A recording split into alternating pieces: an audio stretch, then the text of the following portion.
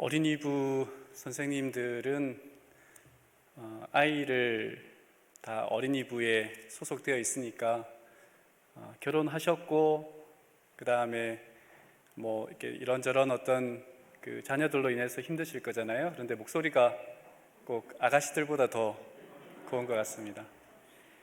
귀한 찬양 감사합니다. 덴마크의 철학자 키에르케고르가 이 집거위를 비유하면서 이런 풍자적인 이야기를 했습니다. 거위들이 뒤뚱거리며 교회에 들어와 예배한다.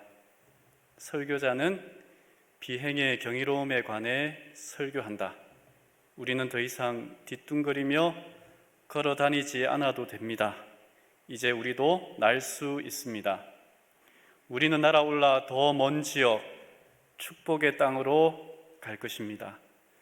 설교를 들은 거위들은 꽥꽥거리며 아멘이라고 화답하고는 다시 일렬로 뒤뚱거리며 집으로 간다. 여전히 걸어서 간다.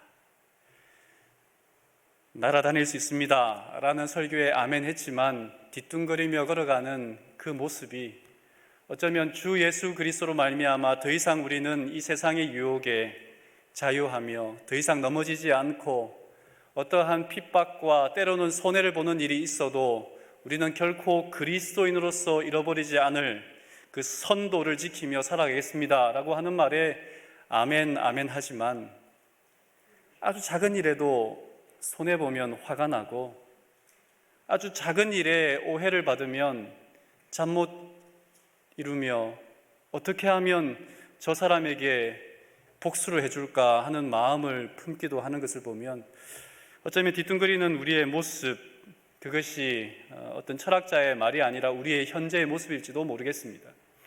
그러나 복음은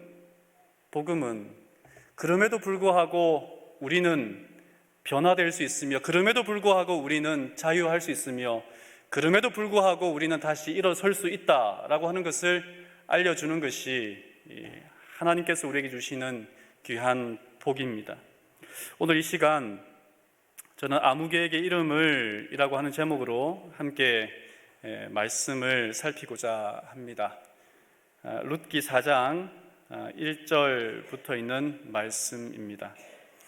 보아스가 성문으로 올라가서 거기에 앉아 있더니 마침 보아스가 말하던 기업 물을 자가 지나가는지라. 보아스가 그에게 이르되 아무개여 이리로 와서 앉으라 하니 그가 와서 앉으매 보아스가 그 성읍 장로 10명을 청하여 이르되 당신들은 여기 앉으라 하니 그들이 앉으매. 룻기의 주인공은 룻일 것 같지만 4장에 가면 더 이상 룻은 등장하지 않습니다. 룻은 등장하지 않는데 누가 주도적으로 나오냐면 보아스라고 하는 이름을 통하여 보아스가 주도적으로 등장하는 장면을 우리가 보게 됩니다. 사실 보아스는 갑작스레 룻에게 청혼을 받았잖아요. 룻기 3장에서 갑작스레 청혼을 받았습니다. 그 청혼은 사실 보아스에게 그렇게 도움이 되거나 이로운 청혼은 아니었던 것 같아요. 이미 기혼자였을 테고 나이 많은 이 보아스에게 룻이라고 하는 여인이 글쎄요 그렇게 큰 어떤 이 매력적인 배우자는 아니었을 것이 분명합니다. 그럼에도 불구하고 보아스는 룻의 청혼에 발빠르게 움직입니다. 우리가 룻기를 한마디로 요약하라고 한다면 은혜입니다. 누구의 은혜요? 하나님의 은혜입니다. 왜 보아스가 그렇게 발빠르게 움직였을까라고 하는 말에 대하여 이 말밖에 할 말을 찾기가 어렵습니다. 은혜라고 하는 말은 은혜는 은혜 받기에 합당치 못한 인간에게 나타내신 하나님의 태도이다. 우리가 은혜를 찾는 것이 아니고 은혜가 우리를 찾아왔다. 우리가 은혜를 받을 가치가 있기 때문에서가 아니고 전혀 가치가 없기 때문에 하나님께서는 당신의 은혜를 우리에게 주시기를 기뻐하신다 그랬어요. 왜 보아스가 주도적으로, 왜 보아스가 이렇게 아주 발빠르게 움직일까라고 하는 말에 대하여 은혜라고 하는 말밖에 드릴 말씀이 없을 것 같아요. 이 말씀에 보면 보아스가 성문으로 올라가서라고 4장 1절에 이야기를 합니다. 3장에는 보면 이 룻이 시어머니 나오미의 말을 듣고 타작마당으로 내려갔다라고 이야기해요. 룻은 내려가고 보아스는 올라가는 이야기를 통하여 올라가고 내려가는 의미가 뭐 있겠습니다마는 그들이 약속에 근거하여 그들이 상대방의 유익을 위하여 신속하게 움직이는 생각하는 신앙일 뿐 아니라 행동하는 믿음을 가진 사람들이라고 하는 것을 우리가 발견할 수 있습니다. 룻기 4장 1절에 보면 성문 위에 올라갔다라고 보아스가 말합니다. 보아스가 그렇게 했던 것은 뭐냐면 기업 물으는 일에도 순서가 있어요. 가장 가까운 친척이 기업을 물을 자격이 1순위가 있는 것입니다. 근데 보아스는 자기가 1순위가 아니었어요. 2순위였습니다. 그래서 거기에 장로들을 모으고 그리고 그 사람 아무개라고 하는 한 사람을 불러서 이 기업 무르기를 계속 법적으로 진행합니다. 근데 재미있는 사실은 룻기 1장에서 엘리멜렉과 기럨과 말론이라고 하는 죽은 사람의 이름이 등장해요. 그리고 4장에서도 똑같이 등장합니다. 그런데 죽은 사람의 이름은 정확하게 그들의 이름을 기록하는데 왜 산 사람의 이름을 아무개라고 하는 표현을 했을까요? 그것도 기업 물을 가장 가까운 친족의 이름을 말입니다. 이 아무개라고 하는 말은 이 단어가 성경에서 쓰여진 그 의미를 보면 어떤 장소를 분명하게 댈 필요가 없을 때 거기라고 하는 그런 의미의 단어이기도 합니다. 그래서 이 아무개라고 표현한 이유는 뭐 네 가지로 생각해 본다면 첫 번째는 보아스가 그 사람의 이름을 몰랐기 때문에 보아스가 그 친척, 가장 가까운 친척의 이름을 몰랐을 리는 없겠죠. 두 번째는 보아스는 알았지만 룻기를 기록한 기자가 그 기업 물을 자의 이름을 몰랐기 때문에 몰랐을까요? 세 번째는 기업 물을 자의 후손들의 명예를 손상시키지 않기 위하여 조금 가능성은 있습니다만은 룻기에서는 기업 물으지 못한 이 사람에 대하여 비난하지 않습니다. 네 번째는 중요하지 않은 인물이었기 때문에 그 사람의 이름을 굳이 등장시킬 필요가 없었다라고 하는 말이죠. 오르바, 나오미의 며느리 가운데 한 사람이었습니다. 그 사람이 그렇게 중요한 인물이었습니까? 기럨과 말론, 죽은 사람 그 두 아들의 이름을 기록할 필요가 있었을까요? 그리고 보면 이 네 가지 이유가 다 이유가 되지가 않습니다. 한번 다시 말씀으로 살펴보겠습니다. 3절입니다. 보아스가 그 기업 물을 자에게 이르되 모압 지방에서 돌아온 나오미가 우리 형제 엘리멜렉의 소유지를 팔려 함으로 4절 내가 여기 앉은 이들과 내 백성의 장로들 앞에서 그것을 사라고 내게 말하여 알게 하려 하였노라. 만일 내가 물으려며 물으려니와 만일 내가 물으지 아니하려거든 내게 고하여 알게 하라. 내 다음은 나요 그 외에는 물을 자가 없느니라 하니 그가 이르되 내가 물으리라 하는지라. 땅을 사라라고 했더니 나오미의 땅을 사라라고 했더니 이 기업 물을 자 아무개가 뭐 하겠대요? 땅을 사겠대요.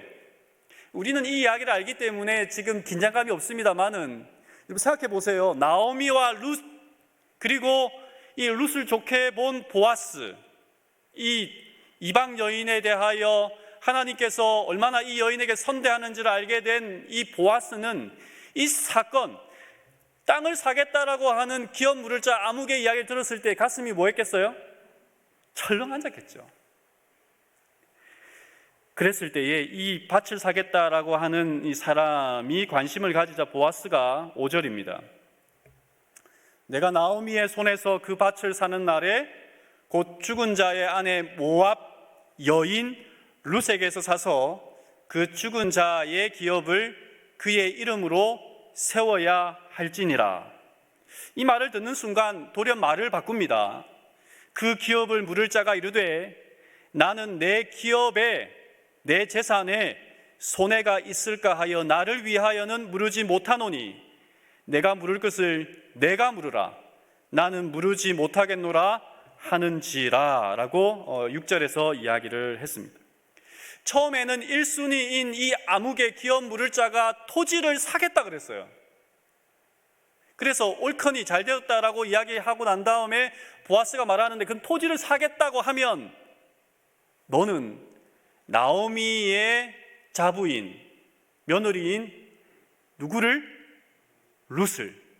그러니까 이 아무개는 뭐만 생각했냐면 지금 이 나오미만 생각했어요. 나오미의 그 노후를 책임지는 것은 이 밭을 사서 이 밭에 나오는 소산의 이익을 가지고, 그리고 나오미가 나이가 들었기 때문에 얼마 지나지 않으면 죽을 테고, 죽고 난 다음에는 그 밭이 자기 소유가 되니까 머리를 굴려보니까 이득이 있겠다고 생각한 거예요. 그때에 보아스가 뭐라고 얘기하냐면 룻이라고 하는 그 여인을 네가 책임져야 한다. 이 룻이라고 하는 여인을 책임지게 된다는 것은 뭐냐면 아이가 태어나잖아요.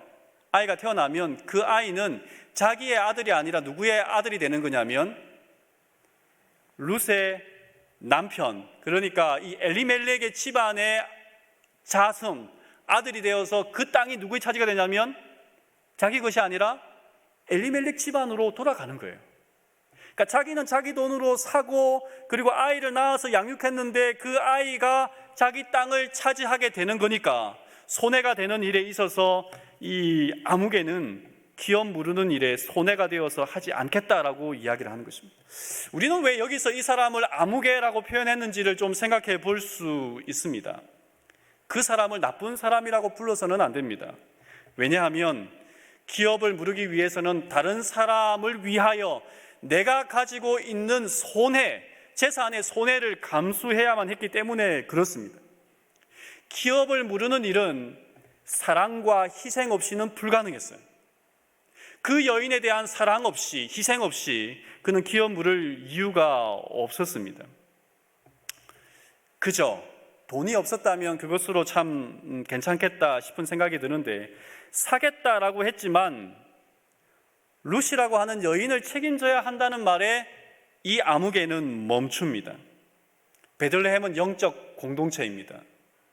함께 신앙을 가진, 그리고 한 핏줄을 가진 믿음의 사람들이 살아가는 곳이었습니다만은 하나님의 명령과 말씀을 따라 살아갈 때에 자신에게 손해가 될 때에 손과 발을 빼는 그 사람을 아무개라고 표현했습니다.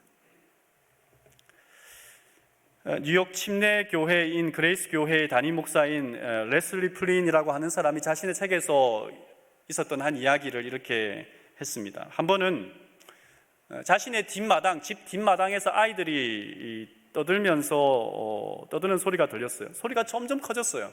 점점 커지더니 아이들이 싸우는 것 같았습니다. 아빠로서 얼른 이렇게 밖에 나가 본 거예요. 그리고 자기 딸이 몇몇 아이와 함께 말다툼을 하고 있었습니다. 그때 이 목사인 아버지가 딸에게 무슨 일이냐고, 왜 싸우냐고 물었습니다. 그러자 딸이 웃으면서 이렇게 말했습니다. 아빠, 우리는 지금 교회 놀이를 하고 있는 거예요.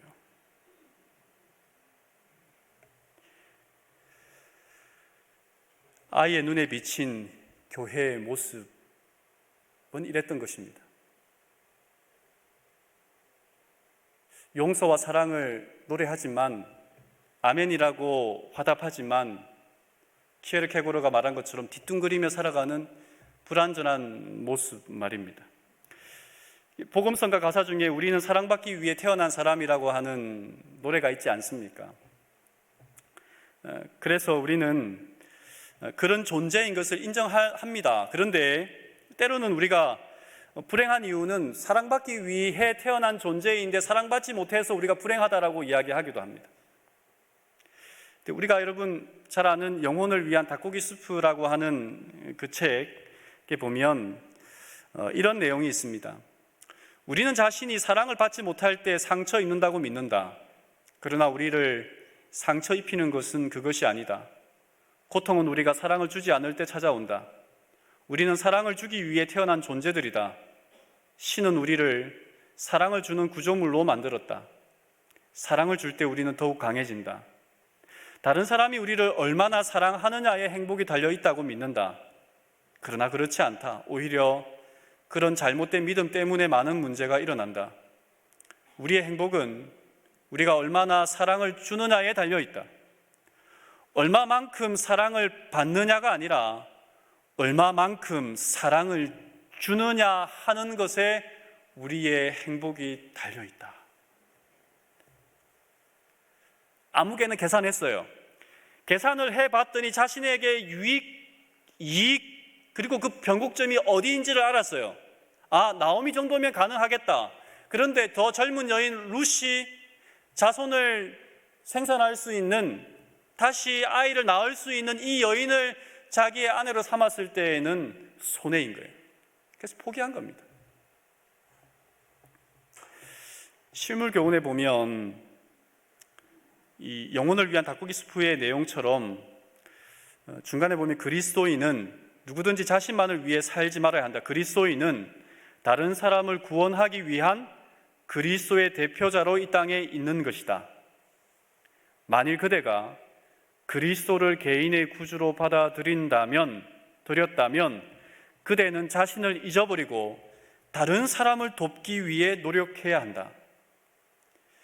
시대 소망에는 굵은 글씨요, 주는 것이 사는 것이다. 주는 것이 사는 것이다. 보존될 생명은 하나님과 사람에게 봉사하는 일에 아낌없이 바친 생명이다. 성경이 가르쳐주는 것은 기업 무르기, 친척의 땅을 사고 그들의 빚을 갚아주고 또 그들에게 자손이 없으면 자손을 이어주는 이 이야기는 단순하게 땅 문제라든지 혹은 아들 문제라든지 이런 문제가 아니에요. 사람의 생명을 위하여 할 수 있는 최선의 것, 하나님께서 사람들을 사랑하시고 그 사람들에게 또 다른 생명을 하기 위하여 애쓰는 것처럼 우리를 통하여 다른 사람을 구원으로 이끄는 일에 뭐 하신 거예요? 우리를 부른 거예요. 그런데 자기 자신만의 유익을 위하여 살아간다면 하나님 우리를 뭐라고 부르냐면 아무개라고 부를 수밖에 없는 것입니다. 세상에서는 그를 똑똑하다라고 말할 수 있을지 모르겠지만 그러나 하나님은 아무개라고 처리하십니다. 오늘 우리가 살아가는 가정과 그리고 우리의 모임과 교회에 있어서 너무도 똑똑해진 사람들이 많습니다. 교회에도 박사들이 많아요. 목사들도 박사들이 많습니다. 성교학 박사들이 많아요. 여러 가지 조직 이론을 공부한 박사들이 많아요. 그래서 교회가 부흥하고 성장하고 예전보다 초대교회보다 더 크게 일구어지는, 불일 듯 일어나는 일들이 일어나고 있습니까? 똑똑한 사람들이 많지만 그 똑똑한 사람들은 자기를 보호하고 자기를 대변하고 자기의 유익을 건져내기 위하여 최선을 다할 뿐입니다. 교회는 똑똑한 사람들에 의하여 여기까지 오지 않았습니다. 보아스와 같이 바보 같은 사람, 자기가 룻과 결혼하면 손해를 보아야 하고 그 룻을 통하여 태어난 그 아이는 자기의 아들의 대를 이어갈 사람이 아니라 죽은 말론의 대를 이어갈 사람이라는 것을 보아스도 알았습니다. 알았지만 무엇 때문에요? 하나님께서 말씀을 통하여 그에게 명령하신, 그들에게 지시하신, 그들에게 명하신 그 일들을 뭐 한 거예요? 감당하겠다. 그것을 책임지겠다라고 이야기한 것이었습니다. 보아스는 그런 면에서 예수님을 닮았습니다. 바보 예수 말입니다. 시대소망 86쪽에서는 예수께서는 당신이 목격하신 모든 종류의 고난을 다 들어주시기 위하여 일하셨다. 그는 줄 돈이 별로 없었으니 자기보다 더 궁핍해 보이는 사람들을 도와주기 위하여 종종 그 자신의 음식을 먹지 않았다. 구호봉사에 보면 우리가 그리스도인 성품을 개발시키는 일은 고통당하고 괴로워하는 자들에게 그리스도께서 하신 것처럼 봉사함으로 그리스도의 사업을 행할 때에 이루어진다. 치료봉사에 있는 말씀인데요, 이번 목회자 협의회에서 어느 목사님이, 강사 목사님이 인용한 것이었는데 참 감동이 있었습니다. 우리가 하나님을 위하여 진정으로 희생하도록 요구받는 일은 결코 없다. 그분께서는 많은 것들을 당신께 바치라고 우리에게 요구하신다. 그러나 그렇게 함으로써 우리는 하늘로 가는 길을 가로막는 것을 버리는 데 불과하다. 심지어 그 자체가 좋은 것들을 버리라는 요구를 받을 때일지라도 우리는 하나님께서 그렇게 하심으로써 우리를 위하여 더욱 훌륭한 일을 이루어주고 계신다는 것을 확신할 수 있다. 그랬어요. 하나님께서 우리에게 요구하신 것이 때로는 손해이고 하나님께서 우리에게 말씀하신 것이 때로는 나에게 유익이 되지 않는다 할지라도 그것은 우리의 유익이 된다고요, 안 된다고요? 된다고요. 우리의 유익이 될 뿐 아니라 누구의 유익도요? 다른 사람의 유익도 된다라는 말씀입니다. 근데 이 말씀을 듣는 순간 제 자신을 한번 돌아보았습니다. 저는요, 굉장히 이기적인 사람이거든요. 저도 이렇게 좀 계산하는 것에, 다른 것에는 머리가 돌아가지 않는데 나에게 이익이 되느냐 손해가 되느냐 하는 부분에 대해서는 굉장히 계산이 빠른 사람입니다. 그래서 손절, 손해가 된다면 그 사람과 더 이상 관계를 맺는 것을 좋아하지 않는 사람이에요. 그렇게 살아서는 아무개라고 하는 사람으로밖에 살아갈 수 없다는 사실입니다. 하나님께서 우리를 부르신 것은, 하나님께서 우리로 하여금 사명을 주신 것은, 하나님께서 오늘 우리에게 구원의 길로 이끌어 주신 것은 나뿐 아니라 누구까지도요, 또 다른 어떤 사람의 생명을 건져내기 위하여 우리를 부르셨다면 때로는 바보 같은, 보아스 같은 사람이 되어야 하는 것입니다.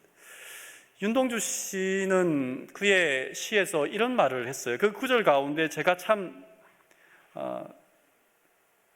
좋아하는 구절입니다. 괴로웠던 사나이, 예수님을 이렇게 표현했습니다. 괴로웠던 사나이, 어떤 예수 그리스도요? 행복한 예수 그리스도. 괴로웠던 사나이, 행복한 예수 그리스도.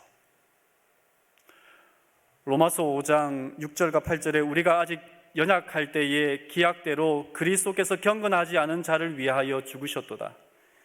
의인을 위하여 죽는 자가 쉽지 않고 선인을 위하여 용감히 죽는 자가 혹 있거니와 우리가 아직 죄인 되었을 때에 그리스도께서 우리를 위하여 죽으심으로 하나님께서 우리에 대한 자기의 사랑을 확증하셨느니라.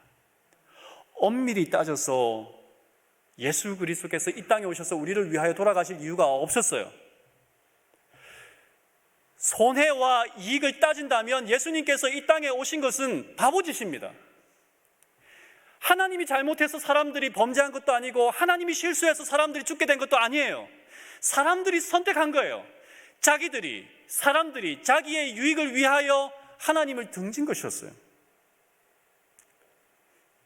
그런데 교회는 언제나 손익계산을 했던 아무개와 같지 않고 앞뒤 재지 않고 바보처럼 하나님을 위하여, 이웃을 위하여, 복음을 위하여 죽음을 선택했던 순교자와 같은 바보 같은 사람들 때문에 이 교회가 넘어지지 않고 여기까지 버텨온 것입니다. 제 눈에 보기에도 염려되는 것이 있습니다.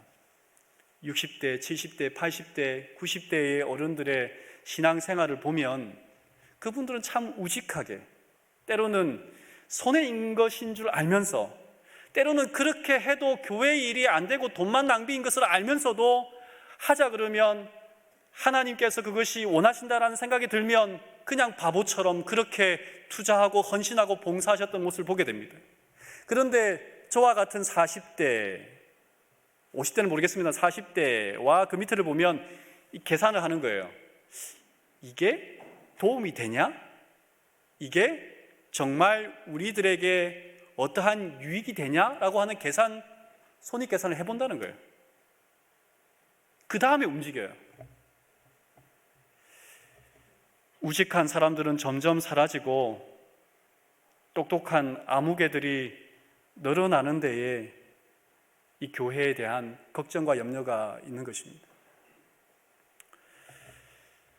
13절에 있는 말씀을 보면 어쨌든 보아스가 이제 룻을 아내로 맞이합니다. 그리고 나서 성경은 이렇게 표현합니다. 여호와께서 그에게 임신하게 하심으로 그가 아들을 낳은지라. 여러분, 성경의 룻기에 특별히 하나님이 직접 룻과 나오미와 보아스의 삶에 관여한 장면이 없어요. 사람들은 하나님에 대하여 이야기하고 있는데 하나님은 직접 등장하거나 언급하여 룻에게 말하거나 보아스에게 말하거나 나오미에게 말한 적이 없습니다. 그런데 여기에 단 한 번 여호와께서 그에게, 누구에게요? 룻에게 임신하게 하심으로. 결혼했지만 아이를 못 낳을 수도 있습니까? 있습니다. 얼마든지 있습니다. 그것은 하나님의 저주냐 축복의 문제가 아닙니다. 못 낳을 수 있습니다. 이미 보아스는 나이가 들었어요. 그리고 자손을 안 낳는 것이 어쩌면 보아스에게는 이득입니다. 그냥 룻과 결혼한 그곳으로 룻이 죽으면 그 모든 땅이 자기의 것이 되기 때문에 그렇습니다. 룻은 어떻습니까? 그는 이미 말론과 결혼했었어요. 근데 말론과 결혼한 그 사이에서, 두 사람 사이에서 아이가 있었습니까? 없었습니까? 없었어요. 결혼했지만 아이를 낳지 못했던 그러한 상태였습니다. 그래서 아이를 낳지 못한다고 해서 아무런 문제가 없어요. 그런데 하나님께서 개입하심으로 뭐 하게 하신다고요? 임신하게 하셨다라고 이야기를 하는 것입니다. 임신하게 하셨다. 왜 룻에게 임신하게 하셨습니까? 아이. 여러분, 우리 룻기 1장을 갈 때에 룻기 1장에 보면 이런 말이 나옵니다. 1장 3절에 있는 말씀을 보면 나오미의 남편 엘리멜렉이 죽고 나오미와 그의 두 아들이 남았으며 라고 말할 때에 그 두 아들이라고 하는 표현과 5절에 그 여인은 두 아들과 남편의 뒤에 남았더라 라고 할 때 이 아들이라고 하는 말이 아이라고 하는 말이에요. 아이라고 하는 표현인데 지금 그 아이가 나오미가 죽었어요. 룻도 남편이 죽었어요. 그러면 이 사람들에게 다시 생명의 희망의 끈을 이어줄 수 있는 것은 무엇이 있어야만 가능한 거예요? 아들인데 아이가 있어야 되는 거예요. 아이가 있어야 되는 거예요. 아이가 있어야만 이 두 사람에게 희망이 있고 생명이 이어질 수 있는 것입니다. 나오미와 룻에게 말입니다. 그래서 하나님께서 그 두 여인에게 무엇을 허락하셨어요? 아이를 허락하신 거예요. 누가복음에 보면 우리가 나인성 과부의 아들의 이야기를 합니다. 나인이라고 하는 말이 기쁨이라고 하는 말이에요. 이 기쁨의 도시에 슬픔이 깃드는데 7장 12절 성문에 가까이 이르실 때에 사람들이 한 죽은 자를 메고 나오니 이는 한 어머니의 독자요 그의 어머니는 과부라 그 성에 많은 사람도 그와 함께 나오거늘. 우리가 잘 아는 나인성 과부에게 아들이 있는데 그 아들이 죽었어요. 여러분, 누가복음 시대에나 룻기 시대에나 남편이 없다는 것은, 육체의 힘으로 살아가야 하는 시대에 남편이 없다는 것은 모든 것을 다 잃어버린 거예요. 그런데 그 여인에게 남겨진 아들은 그래도 유일한 희망이에요.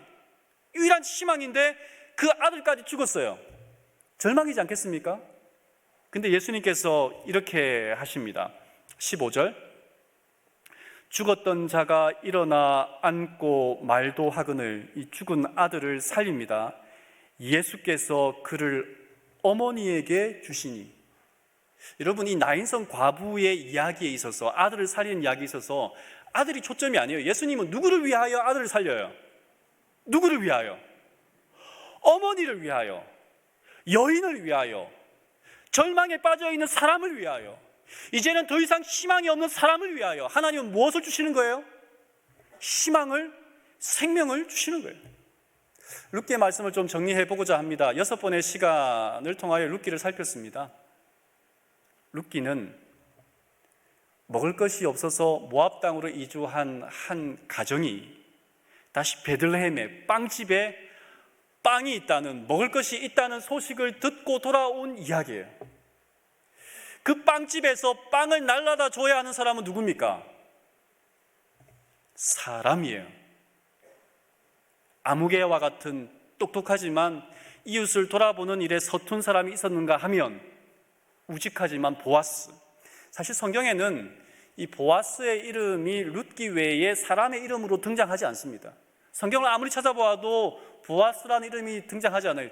두 가지 이유겠죠. 하나는 그 보아스라고 하는 이름이 너무도 흉측해서 그 이름을 들을 때마다 사람들이 잘못 오해할 수 있기 때문에 그 이름을 짓지 않거나, 하나는 그 이름이 너무 거룩해서 그 이름을 함부로 하기에는 너무도 우리가 존경할 만한 인물이기 때문에 그 이름을 쓰지 않는 경우가 있습니다.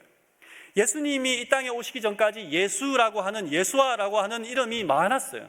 여호수아라고 하는 이름이 많았단 말이에요.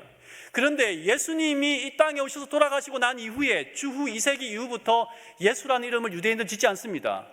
왜냐하면 유대인들은 예수를 흉측한 죄인으로 본 유대인들이 짓지 않았고, 두 번째는 그리스도인 유대인들은 예수 그리스도께서 나를 위하여 십자가에 달려 돌아가신 그분의 이름을 함부로 사용할 수 없기 때문에 짓지 않았어요.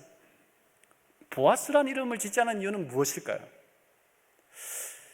역대하인가요? 이 솔로몬이 성전을 짓습니다. 솔로몬 성전을 짓고 난 다음에 오른쪽 기둥, 앞에 두 기둥을 지어요. 오른쪽 기둥은 야긴이라고 짓고 왼쪽 기둥은 보아스라고 지어요. 솔로몬은 이 보아스의 그러니까 솔로몬에게 보아스는 뭐냐면요, 증조부입니다. 증조부. 존경할 만한 인물이에요? 존경할 만한 인물이죠. 이런 사람, 다른 사람을 위하여 그리스도께서 우리를 위하여 돌아가셨고, 그분께서 어떠한 경우에라도 사람을 살리기 위하여 그분의 은혜를 흘려내는 일에 내가 손해본다 할지라도 그 일에 감당하고자 하는 보아스 같은 사람이 있어야만 뭐 할 수 있어요? 생명이 탄생할 수 있다는 것입니다. 부디 오늘 우리에게 주어진 작은 역할이라 할지라도 때로는 우리에게 하나님은 통로의 역할을 허락하셨습니다. 그렇다면 우리도 보아스와 같이 좀 뭔가 바보스러워 보여도, 뭔가 앞뒤 논리가 맞지 않는 것처럼 보여도 하나님이 말씀하신 것이라면, 그것이 누군가의 생명을 살리는 일이라면 보아스처럼 그렇게 우직하게 살아내보지 않으시겠습니까? 예수께서 그렇게 사셨고, 그렇게 사셨던 보아스 때문에 다윗이 탄생하고, 다윗의 족보를 통하여 예수 그리스도께서 다시 일어나시게 되셨다면, 오늘 우리를 통하여 또 다른 생명의 통로를 연결하고 이어주고 살려내는 믿음의 사람이 되기를 결심하는 저와 우리 모두가 되기를 바라면서 말씀을 줄이겠습니다.